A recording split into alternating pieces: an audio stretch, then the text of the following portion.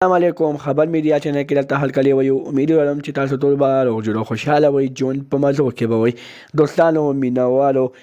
پر سوشل میډیا باندې یو خبر خو شوی چې هغه خبر ډیر زیات ګردش کوي چې مراد خپلې ښځې فاطمه ګل له طلاق ورکړو دا د مراد دویمه ښځه وه د مراد لومړنۍ ښځه نیلم ګل وه چې نیلم ګل یې هم طلاق ورکړو او بیا مراد شراب وڅښل او د شرابو په نشه کې بېګا شپه په فاطمه ګل یې هم طلاق ورکړو چې دغه ویډیو کله په سوشل میډیا باندې اپلوډ شوې ده نو هغه ویډیو ډیره زیاته وایرل شوې ده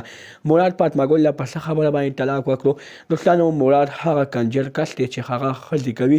واده ورسره کوي او بیا هغه ښځې چلوي هغې باندې چکرې چلوي او په هغو کې په خپلو ښځو باندې پیسې پیدا کوي خو تېره شپه یې فاطمه ګل له هم د شرابو په نشه کې طلاق ورکړی دی په کومه طریقه یې ورکړی دی ټول معلومات به تاسو ته زه دلته په دې ویډیو کې درکوم زموږ دا ویډیو خامخا وګورئ چې مکمل معلوماتو نه ځان خبر کوئ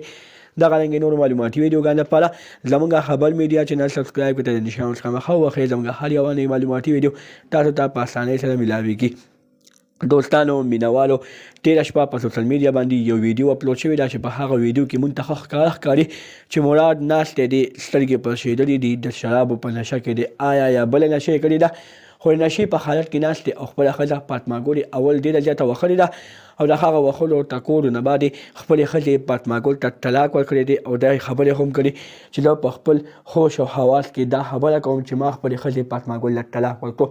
دوستانو مراد خپلې ښځې فاطمه ګل له په کومه طریقه باندې طلاق ورکړی دی دوستانو چې کله دا ویډیو اپلوډ شوی ده نو دا به مراد بله ویډیو کړې ده سهار کې او ویلي دي چې ما خپلې ښځې فاطمه ګل له طلاق نه دی ورکړی هغه وخت کې زه په ځان باندې نه یم پوه شوې پته نشته چې په ما باندې څه چل شوی و خو زه په شرابو په نشه کې وم او د نشې په حالت کې طلاق نه کېږي آیا دې باره کې به مولیان څه خبرې کوي ټول خبر حقیقت په تاسو سره په آینده ویډیو کې شریکوو دغه رنګې نورو معلوماتي ویډیوګانو لپاره زموږ خبر میډیا چینل سبسکرایب کړئ تر دې نشان څخه مخه واخلئ زموږ هر یوه نوې معلوماتي ویډیو تاسو ته په اسانۍ سره میلاویږي